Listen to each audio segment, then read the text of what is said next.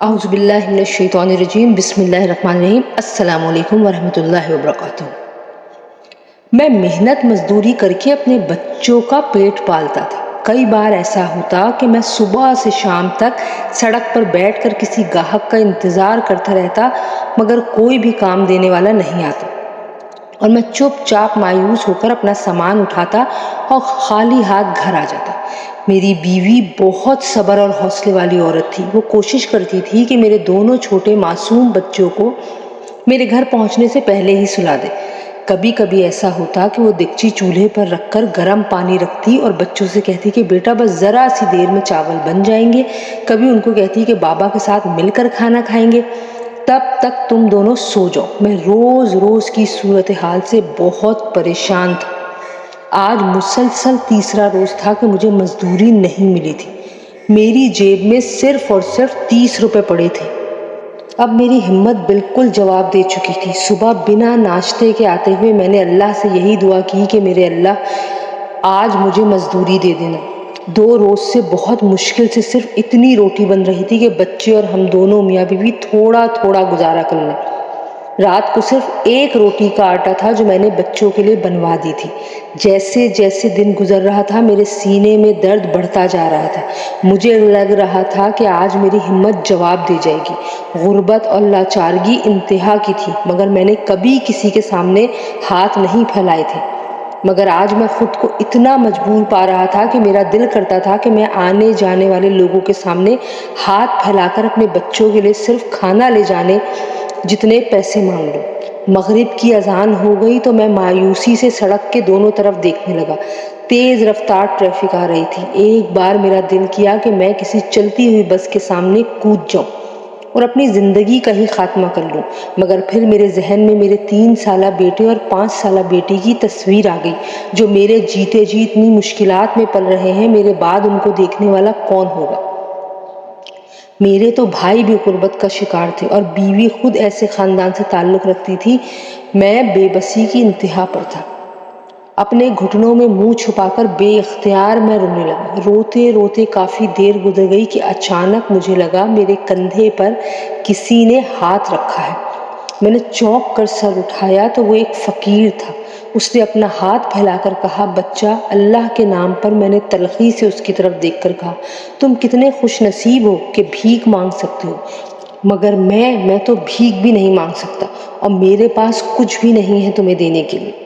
اس فقیر نے مسکرا کر میری ساری بات سنی اور کہنے لگا، جو بھی ہے اس میں سے ہی دے، اللہ کے نام پر دے دے۔ مجھے غصہ تو بہت آیا، پر میں نے کچھ سوچ کر اپنی جیب سے 30 روپے نکال کر اس کی ہتھیلی پر رکھ دیے اور اپنا چہرہ آنسوؤں سے صاف کر کے سامان اٹھایا اور گھر کی طرف ٹوٹے ہوئے قدموں سے چل پڑا۔ ابھی میں چند قدم ہی چلا تھا کہ میرے برابر میں ایک گاڑی آ کر رکی۔ اس میں کوئی نوجوان شخص تھا جس نے مجھے دیکھ کر کہا، 2 گھنٹے کا کام ہے، چلو گے؟ میں چپ چاپ کھڑا اسے دیکھ رہا تھا تو اس نے کہا کہ میں تمہیں ڈبل پیسے دے دوں گا، رات کے اس وقت کوئی مزدور نہیں مل رہا۔ میں نے ادھر ادھر دیکھا، واقعی راستہ سنسان ہو چکا تھا۔ اس نے پھر پوچھا، چلو گے؟ میں نے ہاتھ جوڑ کر کہا، سر، میں آپ کے ساتھ چلوں گا، مگر صرف ایک مہربانی کر دیں، مجھے 2 روٹی اور تھوڑا سا سالن دلا دیں۔ نزدیک ہی میرا گھر ہے، میں بچوں کو کھانا پکڑا کر آ جاؤں، وہ رات سے بھوکے ہیں، پھر آپ جتنا مرضی مجھ سے کام لے لیں، 2 گھنٹے کے بجائے پوری رات کام کروا لیں، میں کروں گا۔ میری بات سن کر وہ ایک لمحے کو چپ ہوا اور پھر کہنے لگا، بیٹھو گاڑی میں۔ میں چپ کر کے اس کی گاڑی میں بیٹھ گیا۔ اس نے تھوڑا سا آگے لے جا کر گاڑی روکی۔ سامنے کھانے کا ہوٹل تھا۔ کھانے کی خوشبو سے میرا بھوک سے برا حال ہو رہا تھا، مگر میں صبر کے ساتھ بیٹھا رہا۔ وہ واپس آیا تو اس کے ہاتھ میں کھانے کے ساتھ ساتھ دودھ کی تھیلی بھی تھی۔ اس نے مجھے پکڑا کر کہا، یہ لو کھانا، بچوں کو کھلا کر خود بھی کھا لینا۔ میں 1 گھنٹے بعد تمہیں تمہاری گلی کے باہر ملوں گا، تم واپس آ جانا، میرا کام بہت ضروری ہے۔ میری آنکھوں میں آنسو آ گئے۔ وہ نوجوان مجھے گھر کے قریب اتار کر اندھیرے میں کہیں گم ہو گیا۔ میں جلدی جلدی کھانا لے کر گھر پہنچا۔ میری بیوی بے صبری سے میرا انتظار کر رہی تھی۔ دونوں بچے ابھی تک جاگ رہے تھے اور ان کے چہرے پر آنسوؤں کے نشان تھے۔ میں نے بیوی کو کھانا پکڑایا، میرے بچے بھاگ کر مجھ سے لپٹ گئے، میں نے دونوں کو خوب پیار کیا اور پھر ان کے ہاتھ دھلوانے لگا۔ میری بیوی اتنا اچھا کھانا دیکھ کر خوشی سے نہال ہو گئی، پھر دودھ دیکھ کر کہنے لگی معلوم نہیں کتنے دن بعد اتنا سارا دودھ گھر آیا ہے۔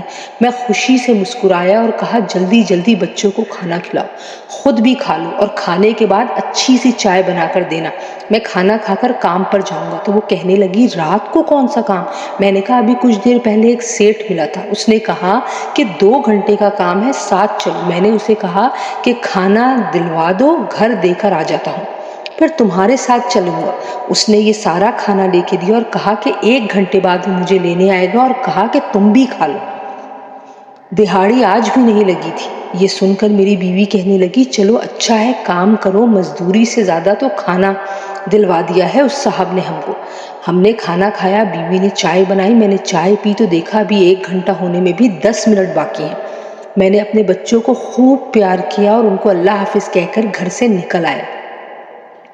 اس سے پہلے ہی میں اس جگہ پر پہنچ کر کھڑا ہو گیا جہاں صاحب نے کہا تھا وہ مجھے لینے آئیں گے۔ تھوڑی دیر میں گاڑی آ گئی اور یوں میں کام پر چلا گیا۔ گاڑی شہر سے باہر کے راستے کی طرف جا رہی تھی، ایک بلڈنگ کے پاس جا کر رکی جو زیر تعمیر تھی۔ وہ مجھے اپنے ساتھ لے کر عمارت کی طرف چل پڑا۔ یہ مین گیٹ کا حصہ تھا جو تھوڑا سا ٹوٹا ہوا تھا، شاید کوئی بھاری گاڑی گزرنے کی وجہ سے مجھے صرف اس کی مرمت کرنی تھی اور جو واقعی 1 سے 1.5 گھنٹے میں ہو جاتی۔ میں نے احسان مندی سے اس آدمی کی طرف دیکھا اور جلدی جلدی کام شروع کر دیا۔ میں نے اپنی طرف سے بہت ہی صفائی سے کام کیا تھا، جسے دیکھ کر وہ نوجوان بہت خوش ہوا اور کہنے لگا تم نے تو بہت اچھا کام کیا ہے۔ یہ مین گیٹ تعمیراتی سامان لے کر آنے والے ٹرک سے ٹوٹ گیا تھا۔ صبح سیٹھ دیکھتے تو خوب ناراض ہو جاتے۔ مزدور چھٹی کر کے جا چکے تھے، اس لیے مجھے ایمرجنسی میں مزدور کی ضرورت پڑ گئی۔ اگر تمہارا کام اچھا ہے تو میں کل کو تمہارے لیے کام کی بات کرتا ہوں۔ میں نے اس کا بہت بہت شکریہ ادا کیا۔ اپنے اوزار سمیٹ کر ہاتھ دھوئے تو اس نے کہا چلو میں تمہیں گھر چھوڑ آتا ہوں۔ میں نے کہا ٹھیک ہے صاحب، مجھے گھر کے قریب والی سڑک پر چھوڑ دیں۔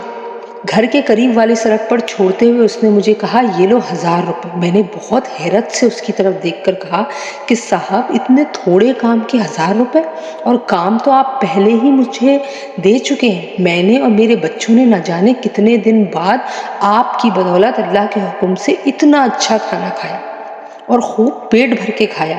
وہ یہ سن کر مسکرایا اور کہنے لگا کوئی بات نہیں، بس میرے لیے دعا کر دینا۔ کیا تم جانتے ہو کہ انسان کے لیے سب سے قیمتی چیز دعا ہی ہے، جو ہر کسی کے نصیب میں ہرگز نہیں۔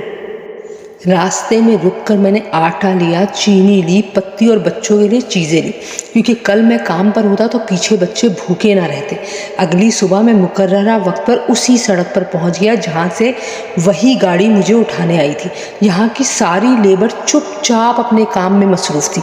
مجھے تھوڑا عجیب لگا، مگر میں خوش تھا کہ مجھے اتنے دن بعد کام مل گیا ہے۔ میں نے دل لگا کر اپنے حصے کا کام کیا۔ شام ہوتے ہی سب لوگ چپ چاپ جا کر لائن میں کھڑے ہو گئے۔ وہی شخص جو مجھے کام پر لے کر آیا تھا، اس نے سب کو ان کی مزدوری دی۔ مجھے دیکھ کر کہنے لگا ارے میں نے کل بھی تمہارا نام نہیں پوچھا تھا، نام تو بتاؤ۔ میں نے کہا سر میرا نام شکیل ہے۔ اس نے رجسٹر پر میرا نام لکھ کر مجھے دہاڑی دے دی۔ پھر جب سب کو دہاڑی مل گئی تو ایک پرانی سی بس آ کر کھڑی ہو گئی اور اس آدمی نے کہا سب بس سے اپنے اپنے راستوں پر اتر جائیں، اور مجھے کہنے لگا کہ تم بھی کسی مین روڈ پر اتر کر اپنے گھر چلے جانا۔ میں بہت خوش تھا۔ ہم سب لوگ بس میں بیٹھ کر شہر کی طرف چل پڑے۔ پوری بس یوں خاموش تھی جیسے سب کے سب گونگے ہوں۔ یہ بات مجھے بہت ہی کوئی عجیب و غریب لگ رہی تھی۔ وہ سب لوگ شہر میں مختلف راستوں پر اترتے رہے، ڈرائیور بھی خاموشی سے گاڑی روکتا اور مذکورہ شخص وہاں اتر جاتا۔ میں بس کا آخری مسافر تھا۔ بس مین روڈ کی طرف بڑھ رہی تھی۔ جیسے ہی مین روڈ آیا بس رک گئی۔ میں نے پہلے ادھر ادھر دیکھا اور پھر چپ کر کے مین روڈ پر اتر کر چل پڑا۔ میرے ذہن میں ایک خیال آیا اور میں نے جیسے ہی پلٹ کر بس کی طرف دیکھا تو وہاں تو کچھ بھی نہیں تھا، حالانکہ میں صرف ابھی بامشکل 15 سے 20 قدم چلا تھا۔ سڑک بالکل خالی تھی۔ میرے ماتھے پر خوف سے پسینہ پھوٹ پڑا۔ میں تیز تیز قدم اٹھاتا ہوا گھر کی طرف بھاگے جا رہا تھا۔ ایک دم کسی نے میرے کندھے پر ہاتھ رکھا۔ میں جیسے ہی گھوم کر پلٹا تو وہی فقیر میرے سامنے کھڑا تھا، مسکرا رہا تھا۔ میں نے اس کو دیکھ کر کہا آپ کا شکریہ بابا، تمہاری دعا سے مجھے دہاڑی بھی مل گئی اور اس دن میرے بچے بھوکے بھی نہیں سوئے۔ جیب میں ہاتھ ڈال کر اس کو پیسے دینا چاہتا تھا کہ ایک دم اس نے میرا ہاتھ پکڑ لیا اور میری آنکھوں کی طرف دیکھنے لگا۔ میں تھوڑا سا سٹپٹا گیا۔ اس کی آنکھیں بہت بڑی بڑی تھیں، جن کا کالا حصہ بہت چمکدار اور بڑا تھا۔ میں اس کی طرف گم ہو کر دیکھ رہا تھا۔ اچانک وہ کہنے لگا، ایک سودا کرے گا؟ اگر سودا کامیاب ہو گیا تو تجھے اتنا ملے گا جتنا تو سوچ بھی نہیں سکتا۔ بول، تیار ہے؟ میں نے حیرت سے کہا، بابا بولو، سودا کیا ہے؟ میں تو غریب آدمی ہوں، بس اتنا چاہیے کہ میرے بچے پیٹ بھر کے کھانا کھا لیں، چاہے اس کے لیے مجھے روز محنت مشقت کرنی پڑے۔ کہنے لگا، پیٹ بھر کے تو تم سب کھاؤ گے، مگر اس کے لیے تمہیں کسی کی دعوت کرنی ہوگی، اور جانتے ہو دعوت میں ہمیشہ مہمان کی پسندیدہ چیز ہی بنائی جاتی ہے۔ بولو، ایسے مہمان کی دعوت کرنے کے لیے تیار ہو جو اس دعوت کے بدلے میں تمہیں مالا مال کر دے؟ اس فقیر بابا کی بات سن کے مجھے حیرانی ہوئی۔ وہ فقیر بابا بات کرتے کرتے مسکرانے لگ گیا۔ میں نے حیرت سے اس کی طرف دیکھا اور پوچھا، بابا میں تو بہت غریب آدمی ہوں، میرا مہمان بننا کون پسند کرے گا؟ سب لوگ جانتے ہیں کہ جو اپنے بچوں کو روکھی سوکھی نہیں کھلا سکتا، اس کا مہمان اگر کوئی دوست بھی بن جائے تو وہ اس کی کیا خدمت کرے گا بھلا؟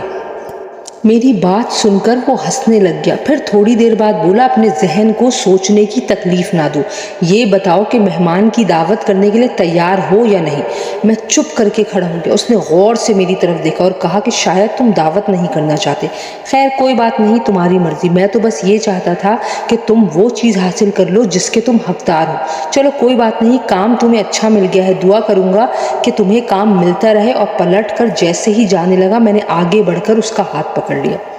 میرے ذہن میں ایک دم سے یہ خیال آیا تھا کہ میرے پاس صرف 30 روپے تھے اور میں یہ سوچ کر رو رہا تھا کہ آج میرے بچے بھوکے سوئیں گے، مگر جب میں نے وہ 30 روپے اس بابا کو دے دیے تو نہ صرف میرے بچوں نے پیٹ بھر کے کھانا کھایا، بلکہ اس کے ساتھ ہی مجھے بہترین کام بھی مل گیا۔ اگر یہ مجھے کسی کی دعوت کرنے کا کہہ رہا ہے تو ضرور اس کا کہنا سچ ہی ثابت ہوگا کہ اس دعوت کے بدلے وہ مہمان مجھے مالا مال کر دے۔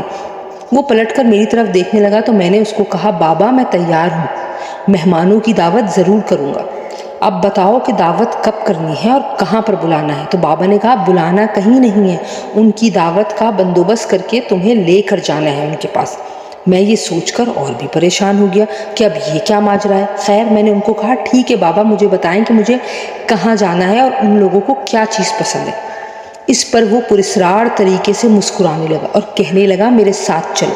وہ مجھے لے کر ایک حلوائی کی دکان پر آیا اور کہنے لگا، اچھی قسم کی بہترین مٹھائی لے لو۔ میں نے جیب میں ہاتھ مارا، 1200 روپے پڑے تھے۔ میں نے وہ 1200 روپے نکالے اور دکان والے سے کہنے لگا کہ بھائی، جو تمہاری دکان کی سب سے اچھی مٹھائی ہے وہ پیک کر دو۔ اس نے الگ الگ طرح کی مٹھائی ڈبوں میں ڈالی اور مجھے 1200 روپے کی مٹھائی دے دی۔ پھر وہ بابا میرا ہاتھ پکڑ کر دودھ کی دکان پر لے گیا۔ اب اس دکان پر جا کر تو میں پریشان کھڑا ہو گیا، کیونکہ میرے پاس تو پیسے ہی نہیں تھے، جو پیسے تھے اس کی تو میں مٹھائی لے آیا تھا۔ فقیر بابا نے پھر سے کہا، جیب میں ہاتھ ڈالو اور جتنا لے سکتے ہو دودھ لے لو۔ میں نے شرمندگی سے جیب میں ہاتھ ڈالا، شاید وہاں کل کے بچے ہوئے 100 یا 200 روپے پڑے ہوں، مگر یہ کیا؟ اب دوبارہ 1200 روپے میری جیب میں موجود تھے۔ میں انتہائی شدید حیران رہ گیا۔ میں نے دودھ بھی لے لیا۔ اب وہ مجھ کو لے کر گوشت کی دکان پر پہنچے۔ یہاں بھی یہی ہوا، میں نے گوشت بھی لے لیا۔ وہ بابا میرے ساتھ ساتھ میرے سامنے چل رہے تھے اور میں ان کے پیچھے پیچھے۔ ان کا رخ شہر کے جنگل کی طرف تھا۔ یہ کافی بڑا جنگل تھا اور یہاں پر بہت سے پرانے درخت تھے۔ شروع میں جب میں کام کرتا تھا تو لوگ یہاں لکڑیاں کٹوانے کے لیے لے کر آتے تھے۔ یہ بہت گھنا جنگل تھا اور اس کے بارے میں مشہور تھا کہ یہاں پر جنات کی موجودگی ہے، مگر ہم مزدور لوگ اپنا اور اپنے بیوی بچوں کا پیٹ بھرنے کے لیے ایسی کسی باتوں پر دھیان نہیں دیتے تھے۔ پھر ایک روز ایسا ہوا کہ ایک ٹھیکیدار اپنی گاڑی لے کر لکڑیاں کٹوا رہا تھا۔ ہم 15 سے 20 لوگ تھے، 4 کی ٹولی میں کام کر رہے تھے۔ ہمارے وہ ساتھی جو اندرونی طرف ایک سوکھے پیڑ کو کاٹنے کے لیے گئے ہوئے تھے، اچانک سے چیختے چلاتے وہاں سے بھاگ کر ہم تک پہنچے۔ انہوں نے کہا کہ جیسے ہی ہم نے درخت کو جڑ سے کاٹنا چاہا، ایک دم سے وہاں گہرا دھواں پھیل گیا اور یوں لگنے لگا جیسے بہت سارے لوگوں نے پتھر اٹھا کر ہمیں مارنا شروع کر دیا ہو۔ اور اس کے بعد خوفناک آوازیں آنا شروع ہو گئی۔ ٹھیکیدار جو اپنی کار میں وہاں تک آیا ہوا تھا یہ سن کر غصے سے آگ بگولا ہو گیا اور ان مزدوروں کو ڈانٹنے لگا کہ تم کام چوری کے بہانے تلاش کرتے ہو۔ کتنے سالوں سے میں ان جنگلات میں لکڑیاں کٹوا رہا ہوں، کبھی بھی ایسا کچھ نہیں۔ اس نے ہمیں زبردستی کہا کہ جاؤ اس درخت کو کاٹ کر لاؤ، کیونکہ اب اس پر کٹائی کے نشان ہو گئے تھے، جو کسی نہ کسی کی نظر میں آیا تو مسئلہ بن جاتا، کیونکہ یہ کٹائی ہمیشہ غیر قانونی ہوتی تھی۔ ہم میں سے کچھ لوگ مل کر اس جگہ گئے تو وہاں واقعی ڈھیر سارے پتھر پڑے ہوئے تھے۔ 2-3 لوگوں نے ہمت کی اور اس درخت کو کاٹنا چاہا تو پھر سے وہی منظر دہرایا گیا۔ اس بار ہمارے پیچھے پیچھے ٹھیکیدار بھی وہاں پہنچا ہوا تھا۔ ہم سب وہاں سے بہت مشکلوں سے اپنی جان بچا کر بھاگے، لیکن اب ہم جس حصے میں کٹائی کر رہے تھے وہاں پر بھی بہت خوفناک قسم کی آوازیں آنا شروع ہو گئی تھیں۔ ٹھیکیدار نے چلا چلا کر کہا کہ جو لکڑیاں کٹ چکی ہیں انہیں ٹرک میں لوڈ کر کے وہاں سے نکل پڑو، مگر ہم لوگ ایسا کرنے میں کامیاب نہیں ہوئے اور آخرکار ہمیں وہاں پر لکڑیاں چھوڑ کر اپنی جان بچانے کے لیے بھاگنا پڑا۔ اور یوں اس غیر قانونی کٹائی کا علم حکام کو ہو گیا اور اس ٹھیکیدار کے خلاف فوری کارروائی شروع ہوئی۔ میں ماضی کے اس واقعے کے بارے میں سوچتا ہوا تیزی سے بابا کے پیچھے چلا جا رہا تھا۔ جیسے ہی میں نے جنگل میں قدم رکھا ایک لہر میرے جسم میں دوڑ گئی۔ ویسے تو چاندنی رات تھی مگر جنگل بہت گھنا تھا، جس کی وجہ سے مکمل اندھیرا محسوس ہو رہا تھا۔ وہ بابا اندرونی حصے کی طرف بڑھے جا رہا تھا۔ چلتے چلتے وہ ایک جگہ رک گیا۔ میں بنا کسی خوف کے تاثر کے اس کے ساتھ ساتھ چل رہا تھا، کیونکہ میں سمجھ چکا تھا کہ یہ مہمان کوئی انسان نہیں ہوں گے بلکہ وہی قوتیں ہوں گی جو اس روز جنگل کی کٹائی کے دوران ایک دم سے ہمارے سامنے آ گئی تھی۔ وہ بابا ایک جگہ پہنچ کر رک گیا۔ اس نے کسی غیر مانوس زبان میں جیسے کسی کا نام پکارا ہو۔ ذرا سی دیر میں سوکھے پتوں کی زوردار آواز کے ساتھ ہی یوں محسوس ہوا کہ بہت سارے لوگ وہاں پر جمع ہو گئے تھے۔ اب بابا نے پیچھے مڑ کر میری طرف دیکھا اور کہنے لگے، شکیل میاں آ جاؤ، تمہارے مہمان آ چکے ہیں۔ میں آہستہ آہستہ قدم بڑھاتا ہوا اس طرف پہنچ گیا جہاں پر وہ فقیر بابا کھڑا تھا۔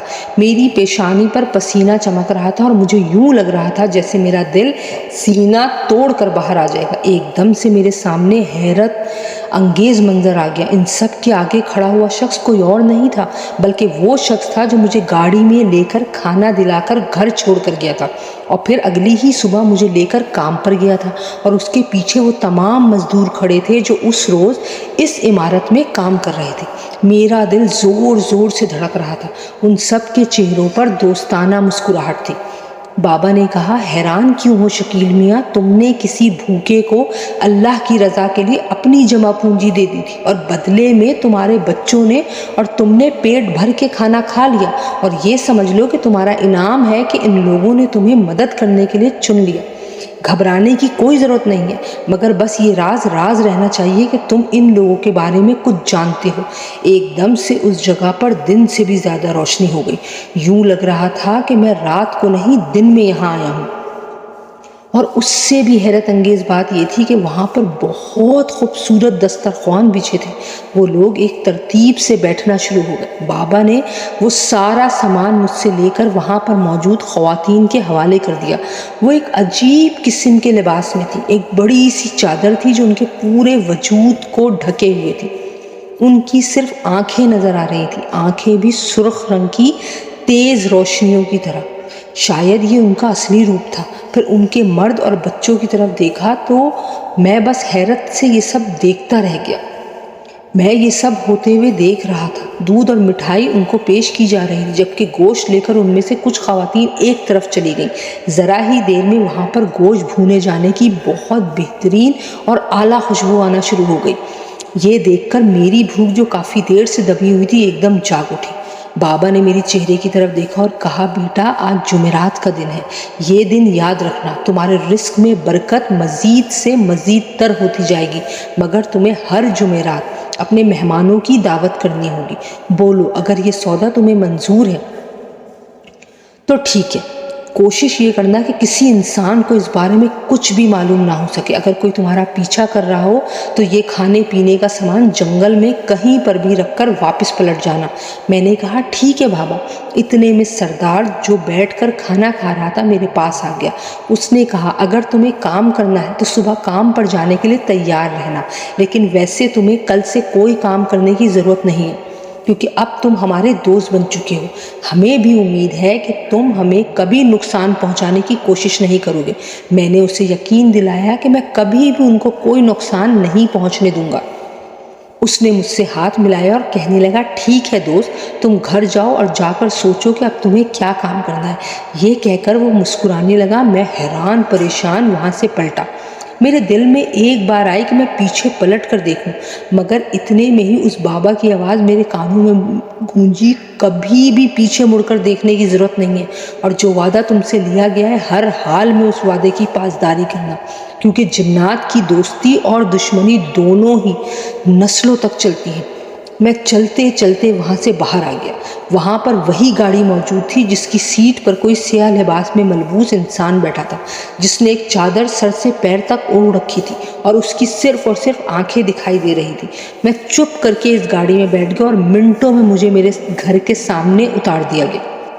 ڈرائیور نے مجھے 2 تھیلے اٹھا کر پکڑا دیے، جن میں سے ایک میں کھانا، دودھ اور پھل تھے، جبکہ دوسرا بیگ یوں لگ رہا تھا کہ کاغذوں سے بھرا ہوا ہے.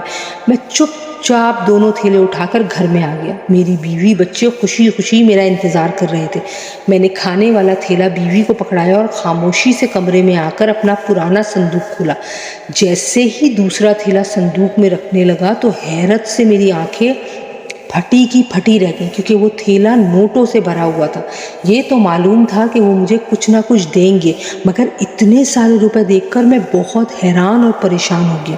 میں نے جلدی سے صندوق کو بند کر کے تالا لگایا اور چابی اپنے جیب کے اندر رکھ لی، کیونکہ میں نہیں چاہتا تھا کہ میری بیوی ان پیسوں کو دیکھ کر کوئی بے وقوفی کر بیٹھے. صبح کو میں جلدی اٹھ گیا. میری بیوی ابھی تک سو رہی تھی. میں نے جلدی جلدی وہ سارے پیسے نکال کر تھیلیوں میں ڈال لیے. میں اس سوچ میں تھا کہ ان پیسوں سے کوئی کاروبار کروں یا پھر کچھ اور. ایک دم سے بیوی کو بتاتا تو شاید وہ کسی اور کو بتا دیتی، اس لیے اپنے مقررہ وقت پر میں گھر سے نکل کھڑا ہوا. میرا رخ اب اسی طرف تھا جہاں وہ گاڑی مجھے لینے آتی تھی. کافی دیر کھڑا ہو کر انتظار کرنے پر جب گاڑی نہیں آئی تو میں واپس شہر کی طرف پلٹ گیا. پھر میں نے منڈی جا کر ایک ٹھیلا خریدا اور اس پر فروٹ رکھ کر اللہ کا نام لے کر ایک مصروف سڑک پر کھڑا ہو گیا. میں دل ہی دل میں خدا کو یاد کر رہا تھا کہ یا اللہ، تیرے آسرے پر میں نے یہ کام شروع کیا ہے، مجھے اس میں کامیاب کرنا. کافی دیر تک کوئی گاہک نہیں آیا. شاید پہلا دن تھا، اسی لیے میں جلدی مایوس ہو گیا. میں ٹھیلے کی چھاؤں میں ہی بیٹھ گیا. ذرا دیر بعد کسی نے مجھے مخاطب کیا، انکل یہ پھل کیسے دے رہے ہیں؟ میں ایک دم خوشی سے کھڑا ہوا تو میرے سامنے 10-12 سال کا بچہ کھڑا تھا. وہ سیب کی طرف اشارہ کر رہا تھا.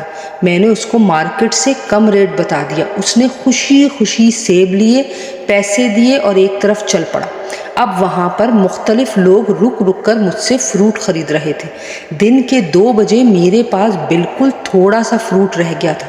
دھوپ بہت تیز تھی.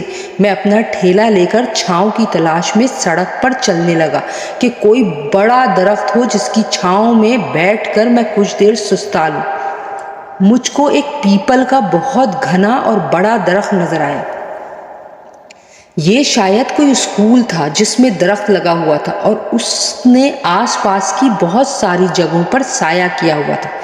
میں خوشی خوشی وہاں جا کر بیٹھ گیا کہ اتنی دیر میں میرے پاس کچھ بچے بھیک مانگنے کے لیے آ گئے. ان بچوں کی عمریں 4-5 سال تھی. خوبصورت بچے تھے مگر حالات کی وجہ سے چہرے مرجھائے ہوئے تھے. پہلے میں نے ان کو پیسے دینے چاہے تو انہوں نے کہا کہ انکل پیسے نہ دیں، ہمیں تھوڑا تھوڑا فروٹ دے دیں، ہم نے کچھ نہیں کھا رکھا. ان کی یہ بات سن کر ایک دم سے میرے دماغ میں خیال آیا کہ میرے بچے بھی تو بھوکے رہتے تھے، ایسے ہی بے چین ہوں گے یہ بیچارے بھی. میں جلدی سے کھڑا ہوا اور بچوں کو فروٹ دینے لگا. کافی سارے بچوں کو فروٹ دے کر میرا ٹھیلا خالی ہو گیا. میرے دل کو بہت سکون ملا. اب میں آرام سے گھر جا سکتا تھا. میں اپنے گھر کی طرف چل پڑا. فی الحال میں ٹھیلا کرائے کا ہی استعمال کرنا چاہتا تھا کہ کچھ دن کام کر کے پھر اپنا ٹھیلا خریدتا. تو آس پاس کے لوگوں کو کوئی شک نہ ہوتا۔ میری بیوی بچے مجھ کو اس ٹائم دیکھ کر حیران بھی ہوئے اور بہت زیادہ خوش بھی۔ میں نے اپنی بیوی کا ہاتھ پکڑ کے کہا کہ اللہ کا لاکھ لاکھ شکر ہے میں نے نیا کام شروع کیا ہے، فروٹ بیچنے کا۔ ایک خدا طرز بندے نے مجھے کرائے پر ٹھیلا اور فروٹ دلا دیا تھا۔ یہ پیسے ہیں، رکھ لو، کل صبح کچھ پیسے دینا جس سے فروٹ خرید لوں اور باقی تم گھر میں استعمال کر لینا، اور دعا کرنا میرا یہ کام چل پڑے تو میں اپنا ٹھیلا بھی لے لوں گا۔ وہ بہت زیادہ خوش ہوئی۔ اسی طرح میں روز صبح جاتا، فروٹ لیتا جو آسانی سے بک جاتا، اس کو بیچ کر بچا ہوا فروٹ کسی نہ کسی غریب کو بانٹ کر آ جاتا تھا۔ میری توقع سے زیادہ تیزی سے میرا کام چل رہا تھا۔ بدھ کی شام میں نے اپنا ٹھیلا لے لیا۔ ابھی میں ٹھیلا لے کر خوشی خوشی گھر کی طرف جا رہا تھا کہ کوئی میرے برابر برابر چلنا شروع ہو گیا۔ میں نے چونک کر دیکھا تو یہ وہی بابا تھے جنہوں نے مجھے ایسا نسخہ بتایا تھا کہ میری زندگی ہی تبدیل ہو گئی تھی۔ وہ کہنے لگے، شکیل بیٹا، کل جمعرات ہے، یاد رکھنا تمہارے مہمان تمہارے منتظر ہوں گے۔ میں نے خوشی خوشی سر ہلایا۔ اگلے روز میں نے شام کو ہی ٹھیلا گھر لا کر کھڑا کر دیا، بیوی کو سارے دن کی کمائی دی اور جان بوجھ کر اس سے کہا کہ جاؤ جا کر اچھی سی چائے بنا دو۔ بچے کھیل رہے تھے صحن میں۔ میں نے موقع غنیمت دیکھ کر جلدی سے صندوق سے پیسے کی تھیلی نکالی اور اچھے خاصے پیسے جیب میں رکھ کر رات کو جنگل جانے کی تیاری کر لی۔ چائے پی کر میں نے منہ ہاتھ دھوئے۔ مغرب کی اذان کو کافی وقت ہو گیا تھا۔ میں نے بیوی سے کہا کہ مجھے ایک ضروری کام سے جانا ہے، ہو سکتا ہے مجھے کچھ دیر ہو جائے، تم پریشان مت ہونا۔ میں گھر سے نکل گیا۔ مٹھائی، گوشت، دودھ اور کچھ سوچ کر میں نے تھوڑے پھل بھی خریدے۔ پچھلی بار سے سامان اس دفعہ بہت زیادہ تھا۔ میں ابھی اسی پریشانی میں کھڑا تھا کہ یہ سامان وہاں سے کیسے لے کے جاؤں، اور مجھے وہ بزرگ بھی نظر نہیں آ رہا تھا۔ پہلے میں نے سوچا کوئی سواری دیکھ لوں، پھر یاد آیا کہ کسی کو بھی نہیں بتانا کہ میں یہ سامان لے کر جنگل کی طرف جاتا ہوں۔ ابھی میں سوچ ہی رہا تھا کہ میرے سامنے ایک گاڑی آ کر رکی، جس کے ڈرائیور پر میری نظر پڑی تو میں مسکرا اٹھا، کیونکہ وہاں پر وہی شخص بیٹھا تھا جو مجھے شہر چھوڑ کر گیا تھا، مگر اس بار وہ انسانی صورت میں تھا۔ اس نے چپ چاپ دروازہ کھول دیا۔ میں نے سامان اٹھا کر گاڑی میں رکھا اور اس کے ساتھ بیٹھ کر جنگل کی طرف چل پڑا۔ جنگل میں پہنچ کر مطلوبہ جگہ جاتے ہی میں نے دیکھا کہ پچھلی بار کی طرح وہاں پر خوب ساری روشنی ہے، دن کا سما نکلا ہوا ہے۔ وہ بزرگ وہاں پہلے سے ہی بیٹھے تھے۔ مجھے دیکھ کر بہت خوش ہوئے۔ سردار بھی بہت خوشی سے میرے ساتھ ملا، مجھے بڑی عزت سے اپنے پاس بٹھایا اور کہنے لگے، آج کی دعوت میں تم بھی ہمارے ساتھ شریک ہو جانا۔ میں مسکرا دیا۔ اس رات کافی دیر تک میں ان لوگوں کے درمیان موجود رہا اور اس کے بعد پھر اسی طرح مجھے واپس بھیج دیا گیا۔ آج سردار نے مجھے پیسے نہیں دیے تھے، بلکہ ایک چھوٹے سے کپڑے کی تھیلی دی اور کہا کہ اس کو جا کر محفوظ کر دینا، کسی ضرورت میں استعمال کر لینا۔ میں خوشی خوشی واپس آ گیا۔ میری بیوی اب تک میرے انتظار میں جاگ رہی تھی۔ اس نے مجھ سے کھانے کا پوچھا تو میں نے کہا کہ کچھ دوستوں کے ساتھ کام تھا، انہی کے ساتھ کھانا کھا کر آ گیا ہوں۔ اس کے ساتھ تھوڑی سی بات چیت کی تو وہ سونے لگی۔ میں اٹھ کر پھر سے کمرے میں آیا اور صندوق کھول کر وہ تھیلی اس میں رکھنے لگا تو میرے دل نے کہا کہ میں کھول کر دیکھتا ہوں کہ اس تھیلی میں آخر ہے کیا۔ جب میں نے تھیلی کھول کر دیکھی تو اس میں بیش قیمت ہیرے جگمگا رہے تھے۔ میری آنکھیں پھٹی کی پھٹی رہ گئی۔ میں نے خدا کا شکر ادا کیا اور وہ تھیلی صندوق میں چھپا دی۔ میری زندگی میں بہت تیزی سے تبدیلیاں ہو رہی تھیں۔ میری بیوی، بچوں کا رہن سہن بدل رہا تھا۔ میں نے بچوں کے اسکول کے لیے بھی سوچ لیا تھا۔ سارے رشتہ دار حیران تھے، کچھ لوگ خوش تھے، کچھ ناخوش۔ جو بھی پوچھتا کہ بتاؤ راز کیا ہے تو میں یہی کہتا کہ کسی خدا کے نیک بندے نے میری مدد کی ہے، اپنا کام شروع کر لیا ہے اور اللہ نے اس میں اتنی برکت ڈالی ہوئی ہے کہ میں خوش ہوں۔ میں نے بیوی کو خاص تاکید کی کہ اگر کوئی بھی فقیر آ کر کسی چیز کا سوال کرے تو اس کو ہرگز خالی نہ بھیجنا۔ وہ بڑی صابر اور شاکر عورت تھی، بار بار خدا کا شکر ادا کرتی اور بالکل ایسا ہی کرتی۔ میں ہر جمعرات اس جنگل میں جاتا اور ان لوگوں کی دعوت کا سامان وہاں رکھا تھا، خود ان کے ساتھ بھی کبھی کھانے میں شریک ہوتا اور واپسی پر آتے ہوئے وہ مجھے کچھ نہ کچھ ضرور دے کر بھیجتے، جس کی قیمت اس دنیا میں لاکھوں روپے کی ہوتی۔ آج آخری جمعرات تھی۔ وہ بابا مجھے سردار کے پاس بیٹھے ملے اور کہنے لگے، شکیل میاں، تم نے 7 جمعراتوں کا وعدہ پورا کر دیا ہے، اب تمہاری مرضی ہے کہ تم اس دولت کو کیسے استعمال کرتے ہو۔ بیچ میں اگر تمہیں کہیں بھی ضرورت پڑے تو تمہارے دوست تمہاری مدد کے لیے حاضر ہو جائیں گے، لیکن صرف ایک نصیحت ہے جو کہ تمہیں ہر حال میں یاد رکھنی ہے کہ کبھی کسی ضرورت مند کو خالی ہاتھ نہیں بھیجو گے۔ اپنے ساتھ ساتھ تمہیں مخلوق کی بھلائی کا کام بھی کرنا ہوگا۔ اب یہ سوچنا تمہارا کام ہے کہ تم ایسا کیا کرتے ہو۔ اس سردار کا نام سردار محسن تھا، اور واقعی وہ میرا محسن ہی تو تھا۔ میں تھوڑا اداس بھی تھا کہ شاید آج کے بعد میں اس جگہ واپس نہ آ سکوں، یا شاید میں دوبارہ ان لوگوں سے ملاقات نہ کر سکوں، کیونکہ اس عرصے میں مجھے ان سے گہرا لگاؤ اور انسیت ہو گئی تھی۔ ان کے بچے میرے ساتھ بہت محبت سے پیش آتے تھے۔ میرے چہرے پر چھائی ہوئی اداسی دیکھ کر بابا ہنسنے لگے اور کہا، اچھے دل کی نشانی ہوتی ہے کہ وہ اپنے محسن کو یاد رکھتا ہے، اور جو اس سے محبت سے پیش آئے وہ محبت بھی یاد رکھتا ہے۔ اداس یا پریشان مت ہو سکتا ہے کہ جنہیں تم اپنا سمجھ رہے ہو وہ تمہیں اکیلا نہ چھوڑیں۔ اس رات مجھے وہاں پر رات کے 12 بج گئے۔ سردار نے اس بار مجھے میری بیوی اور بچوں کے لیے خوبصورت لباس، زیور اور بہت سارے پیسے دیے۔ میرے گلے بھی ملا اور کہا، امید ہے کہ تم سے ملاقات ہوتی رہے گی، مگر دیکھنا یہ ہے کہ تم ہمیں پہچانتے ہو یا نہیں۔ میں نے محبت سے اسے کہا کہ میں منتظر رہوں گا، اور یوں میں آخری جمعرات کو اپنے گھر پہنچ گیا۔ میری بیوی بہت پریشان تھی، تھوڑے غصے میں بھی تھی، جاگ بھی رہی تھی۔ میں جیسے ہی گھر میں گھسا فوراً بولنا شروع ہو گئی، آخر معاملہ کیا ہے؟ کیا تم کچھ چھپا رہے ہو مجھ سے؟ راتوں کو دیر دیر سے گھر آنا، میرے سونے کا انتظار کر کے کمرے میں گھس جانا، یہ بدلتے ہوئے حالات، آخر اس سب کے پیچھے کیا ہے؟ کون سا راز ہے آخر جو تم مجھ سے چھپا رہے ہو؟ میں نے محبت سے اس کا ہاتھ پکڑا اور اس کو لے کر کمرے میں چلا گیا۔ کہنے لگا، میں تم سے کچھ چھپا نہیں رہا، بس مناسب وقت آنے کا انتظار کر رہا ہوں، کیونکہ میں نہیں چاہتا کہ یہ جو خوشیاں ہمیں ملی ہیں ان کو کسی کی نظر لگ جائے، یا کوئی حاسد تمہیں میرے بچوں کو نقصان پہنچائے یا کبھی نقصان پہنچانے کا سوچے۔ میرے ہاتھوں میں سامان کے تھیلے دیکھ کر وہ کہنے لگی، آج کیا بہانہ ہے تمہارے پاس کہ تم کہاں سے آ رہے ہو اور یہ سامان کس چیز کا ہے؟ وہ بہت روٹھی روٹھی لگ رہی تھی۔ میں نے بچوں کے لیے کپڑے اور اس کے لیے کپڑے نکال کر جب اس کے سامنے پھیلا کر رکھ دیے تو وہ اتنے خوبصورت کپڑے دیکھ کر خوشی سے چلا اٹھی۔ کہنے لگی، یہ کہاں سے لائے ہو؟ ایسے کپڑے تو میں نے کسی کے پاس نہیں دیکھے، یہ تو بہت مہنگے اور قیمتی ہیں۔ اتنے قیمتی لباس؟ وہ حیرت سے میری طرف دیکھ کر سوال کر رہی تھی۔ میں نے اس کو کہا کہ میں تمہیں سب بتانے پر تیار ہوں، مگر تمہیں صرف ایک وعدہ کرنا ہوگا کہ یہ راز صرف تمہارے اور میرے بیچ ہی رہے گا۔ اگر کوئی اس راز میں شریک ہوا تو وہ ہم دونوں کے لیے اور ہمارے بچوں کے لیے بہت زیادہ نقصان دہ ہوگا۔ اس نے مجھ سے وعدہ کر لیا کہ وہ کسی سے بھی ذکر نہیں کرے گی۔ تو میں نے اس کو شروع سے لے کر آخر تک کی ساری کہانی سنا دی۔ وہ جیسے جیسے سنتی جا رہی تھی حیرت میں ڈوبتی جا رہی تھی۔ بات کرتے کرتے میں نے وہ زیورات بھی نکال کر اس کے ہاتھ میں تھما دیے جو جنات کے سردار نے مجھے دیے تھے۔ میری بیوی خوشی سے رونے لگی، کیونکہ جب سے میں نے اس سے شادی کی تھی کبھی اس کو ایک سونے کی انگوٹھی تک نہیں دے سکا تھا۔ پھر میں نے اسے کہا کہ اب ہمیں کوئی ایسا کام کرنا چاہیے کہ لوگوں کو ہم پر شک نہ ہو، اور ہمارا کاروبار بھی ایسا ہو جو دن رات ترقی کرے۔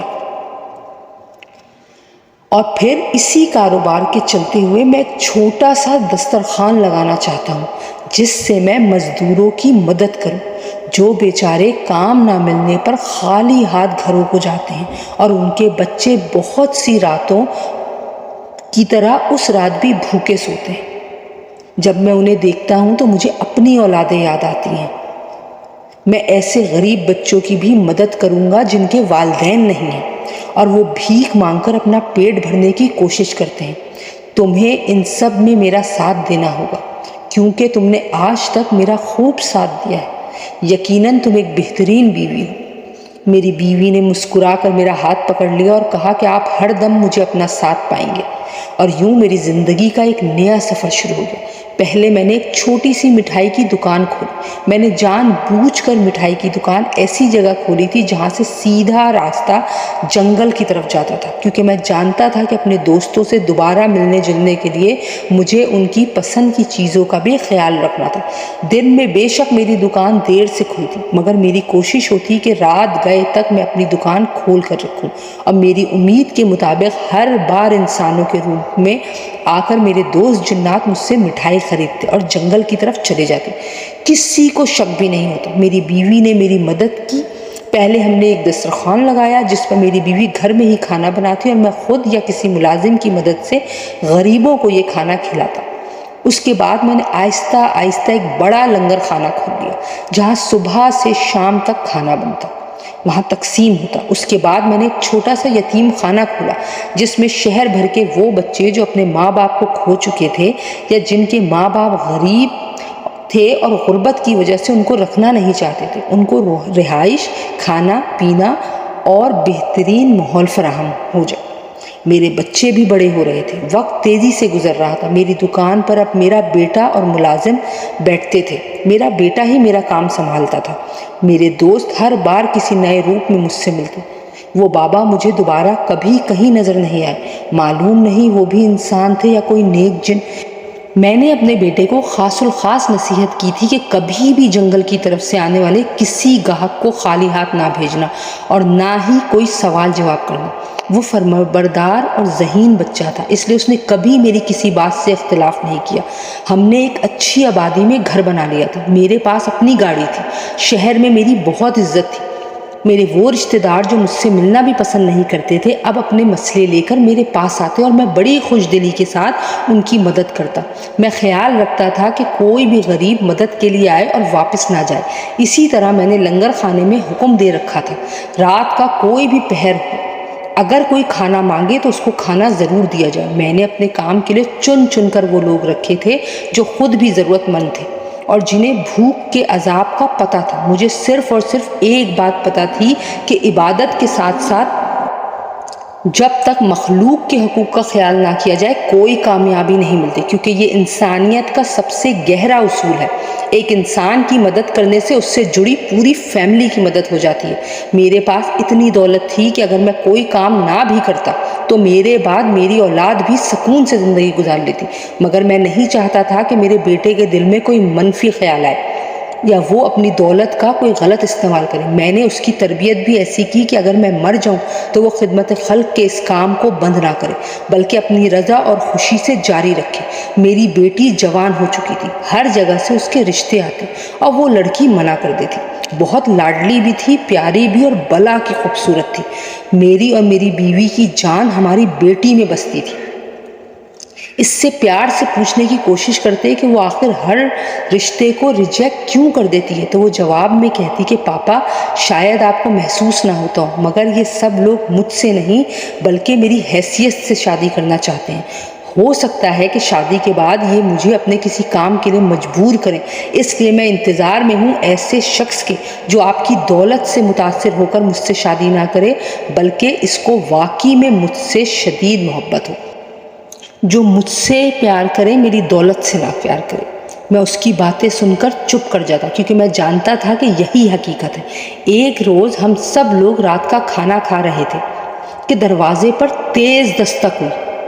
میرا ملازم فوراً دروازہ کھولنے گیا۔ کچھ دیر بعد جب وہ لوٹا تو تھوڑا پریشان تھا، کہنے لگا کہ صاحب دروازے پر کوئی بوڑھا شخص بڑی زخمی حالت میں کھڑا ہے۔ جب میں نے اس سے پوچھا کہ بتائیں میں کیا مدد کر سکتا ہوں تو وہ کہتا ہے کہ مجھے شکیل سے بات کرنی ہے اور میں اسے ہی بتاؤں گا۔ میں یہ سنتے ہی تیزی سے اپنی جگہ سے اٹھا اور دروازے پر پہنچ گیا۔ جب میں دروازے پر پہنچا تو شدید حیران رہ گیا کہ یہ بوڑھا شخص کوئی اور نہیں بلکہ وہی بابا تھا جس کی مدد کی وجہ سے آج میں اس قدر عالی شان زندگی گزار رہا تھا۔ وہ بابا بہت بری طرح زخمی تھا۔ میں نے فوراً اس کو سہارا دیا، اس کو گھر کے اندر لایا تو وہ بے ہوش ہو چکا تھا۔ میں نے فوراً ڈاکٹر کو بلایا، اس نے اس کے زخموں کی مرہم پٹی کی اور بتایا کہ یہ کسی جنگلی جانور کے کاٹنے کی وجہ سے شدید زخمی ہوئے۔ میرے بیوی بچے شدید پریشان تھے کہ آخر یہ اجنبی کون ہے۔ میں نے بچوں کو ان کے کمرے میں بھیج دیا۔ اب کمرے میں صرف میں اور میری بیوی موجود تھے۔ میں ایک ہاتھ میں اس بابا کا ہاتھ پکڑ کر بیٹھا ہوا تھا، میری بیوی مسلسل میری طرف دیکھے جا رہی تھی۔ آخر یہ شخص کون ہے اور آپ اس کو جانتے کیسے ہیں؟ اس نے مجھ سے پریشانی سے پوچھا۔ میں نے کہا ہاں یہ وہی بزرگ ہیں جنہوں نے اس روز میری مدد کی تھی جب تم میرے بچے اور میں بھوکے تھے اور میرے پاس کوئی بھی کام نہیں تھا، اور یہی وہ بزرگ ہیں جس نے مجھے جنات کی دعوت کرنے کا طریقہ بتایا تھا۔ اور یہی وہ بزرگ ہیں جنہوں نے مجھے ان سے ملوایا تھا۔ میں اتنے سالوں سے ان کو ڈھونڈ رہا تھا کہ یہ مجھے کہیں ملے، یہ مجھے کہیں نہیں ملے، اور اگر آج ملے ہیں تو اس حالت میں ملے ہیں کہ میرا دل ان کو دیکھ کر پھٹ رہا ہے۔ دعا کرو کہ ان کو کچھ بھی نہ ہو اور یہ صحت یاب ہو جائیں۔ میری بیوی نے مجھے تسلی دی اور کہا کہ خدا ضرور ہماری دعا سنے گا۔ تھوڑی دیر میں ان کو ہوش آنا شروع ہو گیا۔ وہ بے ہوشی کے عالم میں کوئی نام پکار رہے تھے۔ میں نے جب قریب جا کر سنا تو وہ محسن سردار کو پکار رہے تھے۔ مجھے یاد آیا کہ آخری ملاقات میں اس نے مجھے کہا تھا کہ جب بھی میری ضرورت پڑے مجھے یاد کر لینا، مگر میں اب تک اتنا مصروف رہا کہ کبھی بھی اس سے دوبارہ ملاقات نہیں کر سکا۔ میرے پاس ان زیورات میں سے ایک انگوٹھی ہر وقت میرے ہاتھ میں موجود رہتی تھی جو اس سردار نے مجھے آخری ملاقات پر دی تھی۔ میں نے کچھ سوچتے ہوئے اس انگوٹھی کو زور سے رگڑا اور تیز آواز میں کہنے لگا، سردار محسن، کیا تم مجھے سن رہے ہو؟ میرے دوست، مجھے تمہاری مدد کی ضرورت ہے۔ میں نے ابھی 3-4 بار ہی پکارا ہوگا کہ کمرے میں لگے بلب ایک دم سے بجھ گئے۔ میں آرام سے اپنی جگہ بیٹھا ہوا تھا، لیکن میری بیوی خوفزدہ ہو گئی۔ جب کمرے میں دوبارہ روشنی ہوئی تو شاہ محسن وہاں موجود تھا۔ وہ بہت ہی خوبصورت اور باوقار لگ رہا تھا۔ بڑی گرم جوشی سے مجھ سے ملا۔ میری بیوی کو اس نے بہت عزت سے سلام کیا اور پھر بستر پر پڑے بابا کو دیکھ کر پریشانی سے اس کی طرف بڑھا۔ پھر میری طرف دیکھنے لگا اور پوچھا، دوست، ان کی یہ حالت کیسے ہوئی؟ یہ ایک لمبے عرصے سے ہمارے قبیلے سے غائب ہے۔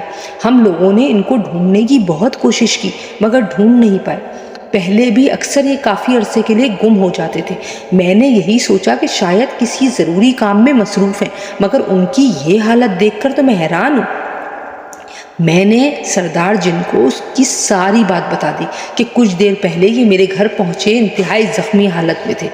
ڈاکٹر کو دکھا دیا ہے، ڈاکٹر نے طبی امداد دے دی ہے، امید ہے کہ یہ جلد ہی ہوش میں آ جائیں گے۔ یہ بے ہوشی میں صرف تمہارا نام پکار رہے تھے تو میں نے تمہیں بلا لیا۔ ہم دونوں ان کے پاس بیٹھ گئے تو سردار نے بتایا کہ یہ میرے والد کے بھائی ہیں، یعنی میرے چچا۔ ایک لمبے عرصے سے انسانوں میں رہتے ہیں، کبھی کبھی قبیلے میں واپس آ جاتے ہیں اور پھر سے جب دل کرتا ہے غائب ہو جاتے ہیں۔ وہ بہت محبت سے ان کے بالوں میں ہاتھ پھیر رہا تھا، پھر کہنے لگا کہ میرے والد کو فوت ہوئے کافی عرصہ ہو گیا ہے۔ یہ میرے لیے میرے والد سے بڑھ کر ہے، کیونکہ جتنی محبت مجھے ان سے ملی ہے شاید ہی کہیں کسی اور سے ملی ہو۔ جب یہ جوان تھے تو کسی انسان زادی پر ان کی نظر پڑی اور یہ دل کے ہاتھوں مجبور ہو کر اس کے عشق میں گرفتار ہو گئے، مگر اس لڑکی کے گھر والوں نے کسی عامل کے ذریعے ان کو اس لڑکی سے دور کرنے کے لیے قید کروا دیا۔ ہم نے بڑی کوشش کی ان کو ڈھونڈنے کی مگر نہیں ڈھونڈ سکے۔ انہوں نے کبھی لڑکی کو تنگ نہیں کیا تھا، مگر اس عامل کی نظر لڑکی پر پڑی۔ اس نے گھر والوں کو اپنی باتوں میں پھنسا دیا کہ اس کے اوپر خطرناک جن کا سایہ ہے جو کبھی بھی اس لڑکی کی شادی نہیں ہونے دے گا اور ایک دن اس کو اپنے ساتھ اٹھا کر لے جائے گا، اور طرح طرح کے عملیات کر کے اس لڑکی کو اور میرے چچا کو پریشان کرنے لگا۔ ان کا نام تبریز ہے۔ وہ عامل شیطانی قوتوں کا پجاری تھا، جبکہ ہم لوگ ایک مسلم قبیلے سے تعلق رکھتے ہیں۔ بس لڑکی کے گھر والے اس کی باتوں میں آ گئے اور پھر اس لڑکی کے ساتھ بھی بہت برا ہوا۔ عامل نے اس کی شادی اپنے ایک شاگرد سے کروا دی۔ لڑکی کے ساتھ روز نت نئے ظلم ہوتے اور ایک دن وہ لڑکی تنگ آ کر اپنے گھر والوں کے پاس آ گئی۔ اس نے ان کو یقین دلانے کی بہت کوشش کی کہ وہ عامل اور اس کا شاگرد صحیح آدمی نہیں ہے اور اس کی عزت بار بار خراب کی جا رہی ہے، مگر گھر والے عقیدت میں اندھے ہو گئے۔ اور جب اس عامل کو پتہ لگا تو وہ غصے میں شدید پاگل ہو گیا۔ اس نے گھر والوں کو ڈرایا، دھمکایا اور کہا کہ یہ لڑکی ابھی تک اسی جن زادے کے سحر میں مبتلا ہے، اور اس لڑکی کے گھر والوں کے سامنے ہی بہت بری طرح تشدد کر کے اس لڑکی کی جان لے لی۔ گھر والے سمجھتے رہے کہ شاید وہ لڑکی کو جن نے مارا ہے، مگر اصل میں وہ جن زاد یعنی میرے چچا تبریز تو ایک درخت میں قید تھے، اور تم جانتے ہو کہ وہ لڑکی ایک بچے کی ماں بھی تھی۔ لڑکی کے انتقال کے بعد عامل نے کہا کہ یہ بچہ اصل میں میرے شاگرد کا بچہ نہیں بلکہ اس جن زاد کا بچہ ہے، اور یوں اس کے گھر والوں کو اس بچے سے بیزار کر دیا۔ ان لوگوں نے اس بچے کو ایک جنگل میں چھوڑ دیا، اور تم جانتے ہو کہ وہ بچہ کون ہے؟ میں حیرت سے اس کی سبھی باتیں سن رہا تھا۔ میں نے کہا میں تو نہیں جانتا۔ تو اس نے کہا وہ بچے تم ہو۔ یہ سن کر جیسے میرے سر پر 7 آسمان ٹوٹ پڑا ہو۔ میری آنکھوں میں آنسو تھے۔ سردار محسن نے کہا کہ وہاں ایک غریب مزدور کا گزر ہوا تو وہ تمہیں اپنے گھر لے گیا۔ اس کے دوسرے بچے بھی تھے اور حالت اس کی زیادہ اچھی نہیں تھی، مگر پھر بھی اس نے تمہاری پرورش اپنی اولاد کی طرح کی۔ مجھے یاد آ گیا کہ میرے غریب ماں باپ مجھے کتنے پیار سے رکھتے تھے۔ سردار محسن نے مزید کہا کہ جس روز تم جنگل میں ایک پرانے درخت کی کٹائی کر رہے تھے، اسی روز ہم جنزاد اپنے چچا تبریز کو ڈھونڈتے ڈھونڈتے وہاں پہنچے تھے، کیونکہ اس عامل نے 25 سال کے لیے ہمارے چچا کو وہاں قید کیا تھا۔ جیسے ہی 25 سال کی مدت ختم ہوئی تو ہمیں معلوم ہو گیا کہ ہمارے چچا اسی جنگل میں قید ہیں۔ ہم وہاں ان کو ڈھونڈ رہے تھے کہ کچھ مزدوروں نے وہاں کٹائی شروع کر دی۔ جیسے ہی درخت کا تنا تھوڑا سا کٹا تو ہمیں ان کی خوشبو آ گئی کہ یہ اس درخت میں قید ہیں۔ اگر وہ مزدور وہاں سے نہ بھاگتے تو شاید چچا تبریز کی موت واقع ہو جاتی، کیونکہ اس وقت یہ انسانی روپ میں قید تھے۔ ان کی ساری قوتیں عامل نے ختم کر رکھی تھیں، اور یوں ہمیں چچا تبریز بھی مل گئے۔ اور دوسری بات، جب اس جنگل میں سبھی درخت کاٹ رہے تھے، ہماری نظر تم پر بھی پڑی۔ تم نے وہاں پر کھڑے ہو کر بہادری سے سورہ جن کی تلاوت کی، اور پھر حضرت سلیمان علیہ السلام کا واسطہ دے کر جو دعا کی تھی، ہم سبھی لوگ غریب مزدور ہیں، ہمارا کوئی قصور نہیں ہے کہ ہم سے جانے انجانے میں کوئی اگر بھول ہو گئی ہے تو آپ اس کو معاف کر دیں، اور اگر ہم سے جانے انجانے میں کوئی نقصان ہو گیا ہے تو وہ بھی ہمیں معاف کر دیا جائے۔ ہم سب یہاں سے چلے جائیں گے۔ تب ہی سے تم ہماری نظروں میں تھے۔ جیسے ہی چچا تبریز ٹھیک ہوئے، یہ فوراً انسانوں کی دنیا میں گئے تو ان کو معلوم ہوا کہ وہ لڑکی تو عامل کے تشدد سے کب کی مر چکی ہے۔ بس تب سے یہ مجذوب بن کر انسانی دنیا میں ہی گھومتے پھرتے رہتے ہیں، جہاں کسی دکھی انسان کو دیکھتے ہیں اس کی مدد کرتے ہیں۔ پھر جب ان کو تم نظر آئے تو یہ جان گئے کہ تم اسی لڑکی کے بیٹے ہو، بس اسی لیے ہم سب نے تمہاری مدد کی۔ میری کہانی شروع سے آخر تک مجھے معلوم ہو گئی تھی۔ وہ بزرگ بھی ہوش میں آ گئے۔ ان پر کسی شیطانی جن نے حملہ کیا تھا، کیونکہ وہ انسانوں کو نقصان پہنچا رہا تھا، اور بزرگ یہ ہونے نہیں دے رہے تھے۔ سردار محسن نے کچھ پڑھ کر بابا تبریز پر دم کیا تو ان کے زخم بہت حد تک ٹھیک ہو گئے۔ میں نے ایک فیصلہ کیا اور اپنے بیٹے اور بیٹی کو بلا کر اپنے محسنوں سے ملوایا۔ میرے بیٹے اور بیٹی کو جب یہ معلوم ہوا کہ یہ لوگ کون ہیں تو بہت حیران بھی ہوئے اور بے انتہا خوش بھی۔ جیسے ہی میری بیٹی پر بابا تبریز کی نظر پڑی تو وہ رونا شروع ہو گئے۔ انہوں نے سردار محسن سے کچھ کہا اور سردار محسن مجھ سے کہنے لگا، دوست، اگر تم کو اور تمہاری بیٹی حریم کو کوئی اعتراض نہ ہو تو تبریز بابا چاہتے ہیں کہ میرے بیٹے نقاش کے ساتھ تمہاری بیٹی کا نکاح ہو جائے۔ اس نے اپنے بیٹے نقاش کو بلایا۔ خوبصورت نوجوان تھا، اس کے چہرے پر معصومیت اور سادگی تھی۔ میں نے اپنی بیوی اور بیٹی کی طرف دیکھا۔ میری بیوی تھوڑی پریشان تھی اور حریم بہت غور سے اس نوجوان کو دیکھ رہی تھی۔ میرا بیٹا بھی حیران پریشان تھا۔ میں نے سردار محسن سے کہا کہ ہم تھوڑا سوچنے کا وقت لیتے ہیں۔ جس طرح وہ خوشی خوشی راضی ہو گیا، میں نے اپنی بیٹی کی آنکھوں میں ہلکی سی رضامندی محسوس کی تھی، مگر میں چاہتا تھا کہ وہ زندگی کا اتنا بڑا فیصلہ سوچ سمجھ کر کرے۔ بابا تبریز مجھے بہت محبت سے گلے ملے اور پھر اپنے لباس میں سے ایک پرانی سی تصویر نکال کر مجھے پکڑا دی۔ کہنے لگے، یہ تھی تمہاری اصل ماں۔ وہ تصویر دیکھ کر میں رو پڑا، کیونکہ حریم ہو بہو اپنی دادی کی شکل تھی۔ میری بیوی نے بھی تصویر دیکھی اور بچوں نے بھی۔ ہم بابا تبریز کے جذبات سمجھ سکتے تھے۔ وہ لوگ بابا تبریز کو لے کر چلے گئے۔ ہم چاروں کمرے میں خاموش بیٹھے تھے۔ میں سوچ رہا تھا کہ حریم کیا فیصلہ لے گی۔ میری بیوی پریشان تھی کہ کیسے ایک جن زاد اور انسان کا نکاح ہو سکتا ہے، اور یہی پریشانی میرے بیٹے کو بھی تھی۔ میں بالکل ہلکا پھلکا ہو چکا تھا، سارے راز کھل چکے تھے۔ میں نے اپنی بیٹی کے سر پر ہاتھ رکھا اور کہا، بیٹا، تم پر کوئی دباؤ نہیں ہے، تم ہنسی خوشی اپنا فیصلہ کر سکتی ہو، اور مجھے تمہارے فیصلے پر کوئی اعتراض نہیں ہوگا۔ میں نے اپنی بیوی اور بیٹے کا ہاتھ پکڑا، ان کو بھی تسلی دی کہ یہ ہمارے دوست اور محسن ہیں، اب تک ان سے کبھی کوئی خطرہ نہیں پہنچا ہے اور نہ ہی آگے پہنچے گا، اور اس بات پر تو میری بیوی اور بیٹا بھی رضامند تھے۔ اگلے روز جمعرات تھی۔ ہمیشہ کی طرح میں نے اپنے والدین کے ایصال ثواب کے لیے بڑا لنگر تقسیم کرنا تھا، مگر اس بار ایک اور نام میری دعاؤں میں شامل ہو گیا تھا، میری اپنی سگی ماں کا۔ معلوم نہیں حریم جنزاد نقاش سے نکاح کرنا چاہتی ہے یا نہیں، مگر اس بات سے ان دونوں خاندانوں کی دوستی پر کوئی برا اثر نہیں پڑے گا۔ دیکھتے ہیں کہ آنے والا وقت کیا فیصلہ لے کر آتا ہے۔ کمنٹ باکس میں ضرور بتائیے کہ کیا حریم جنزادے سے نکاح کر لے گی؟ کیا بابا تبریز کی خواہش پوری ہو جائے گی؟ آپ کے فیڈ بیک کا انتظار رہے گا۔ اپنی دعاؤں میں مجھے ضرور یاد رکھیے۔ اللہ حافظ۔